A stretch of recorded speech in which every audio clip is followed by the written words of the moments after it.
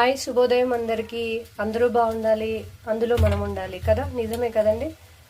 Yes. మరి ఇది మీకు ఏం పొడి అనుకుంటున్నారు? ఎవరైనా గెస్ట్ చేయగలరా? ఇదైతే మునగాకు పౌడర్. మునగాకు ఆరోగ్యానికి అయితే చాలా మంచిదండి. ఈ మునగాకులో ఎన్నో ఔషధ గుణాలు కూడా ఉన్నాయి. మేమైతే ఇలా మునగాకును ఒకేసారి తెచ్చిపెట్టుకొని దాన్ని చక్కగా ఎండబెట్టి ఆ తర్వాత దాన్ని చక్కగా పౌడర్ చేసి దాంట్లో మినప్పప్పు, శనగపప్పు, జీలకర్ర, ఆవాలు, మెంతులు, నువ్వులు అన్నీ వేసి పౌడర్ చేసి ఇలా పెట్టుకుంటాం.